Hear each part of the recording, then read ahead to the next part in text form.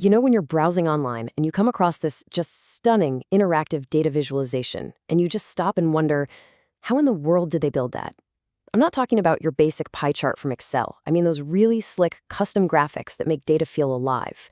Well, today, we're going to pull back the curtain on the tool that powers these incredible data stories. Yeah, because with the right tools, visualizing data isn't just about showing numbers on a screen. It can actually become a real art form. You're not just making a chart, you're crafting a narrative, creating an experience. Okay, so take a look at this map. It's showing economic development all across Europe, right? But look at the detail, the custom feel. A standard tool might spit out a generic map, but this was clearly built to tell a very specific, nuanced story. And that level of detail, well, it needs a seriously powerful and flexible tool. Or how about this one? This is a chord diagram that shows all the connections between ingredients in Ben & Jerry's ice cream. I mean, come on. This is the kind of creative, totally out-of-the-box visualization you're just not going to get from a simple point-and-click program. And then there's this, the real game changer, interactivity. This network graph isn't just a static picture. You can actually hover over it, and it reveals relationships between different organizations. It invites you, the user, to actually play with the data and explore it for yourself. Now that is what modern data storytelling is all about. So you have this incredibly detailed map, this wild chord diagram, and this interactive network. They all look completely different, but they all share the same DNA. So yeah, ever wonder how they're actually made? Well, the answer is a super powerful JavaScript library called D3.js. And to really get what D3 is all about, you have to understand its core philosophy first. D3 literally stands for Data-Driven Documents. It's a library for manipulating web documents based on data. So what does that actually mean? Well, it means D3 lets you connect your spreadsheet or your dataset directly to the shapes and colors and elements on a web page. You get this incredibly precise control over every single circle, every line, every piece of text. Now, here's the thing you absolutely have to understand. D3 is not a charting library. This is so important. You don't just hand it your data and say, give me a bar chart. No. Instead, D3 gives you the fundamental building blocks, the nuts and bolts, so you can build that bar chart or anything else you can dream up completely from scratch. And this gets us to the central trade-off when you're doing anything with visualization on the web. It's this constant battle. Do you want the quick and easy simplicity of a prepackaged tool, or do you want the absolute freedom to build anything you want? You know, think of it this way. Those other charting libraries, they're kind of like microwave dinners. They're fast, they're easy, and they get the job done for a standard meal. D3, on the other hand, D3 is like a fully stocked professional kitchen. It's going to take more skill, more effort, for sure, but it gives you every possible tool and ingredient to create a gourmet masterpiece exactly the way you wanted. And you can literally see that trade-off right here in the code.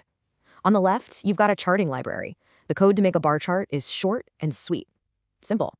On the right, that's the D3 code. Yeah, it's longer, it's more involved, but all that extra code, that's not complexity, that's power. Every single line as a chance for you to customize, to animate, to add some cool interactivity, all the things this simpler library just can't handle. Okay, so how does D3 actually work under the hood?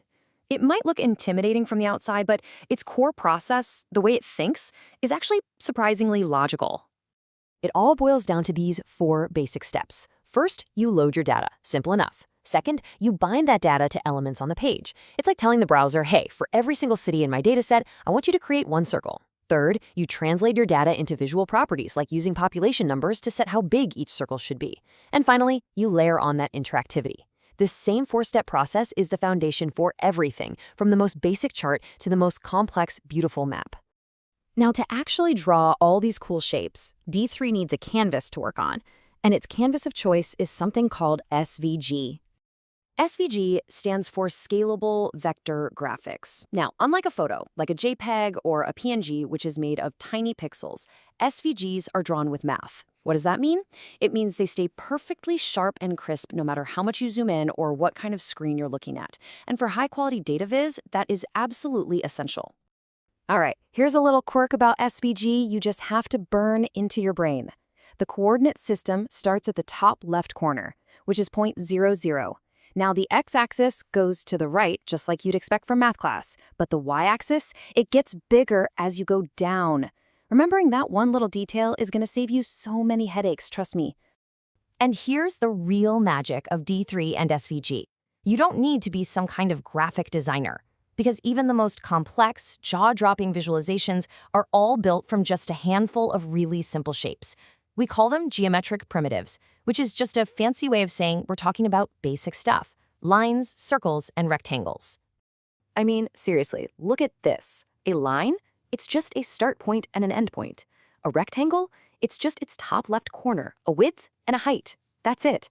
D3's whole job is to take your data and use it to set these super simple attributes, building your entire custom visualization one simple piece at a time. At the end of the day, learning D3 is a real investment in your own creative potential. There's this great quote from the book D3JS in Action that just nails it. They say, by learning D3, you're setting yourself up to create almost any data-bound graphics that you can imagine. D3 is a wise choice that will provide you with complete creative and technical freedom. And that right there, that freedom, is the real prize. It's the power to go way beyond standard charts and to start crafting these totally unique, insightful, and beautiful data experiences. Which really just leaves one question left for you to think about. What stories will you tell with data?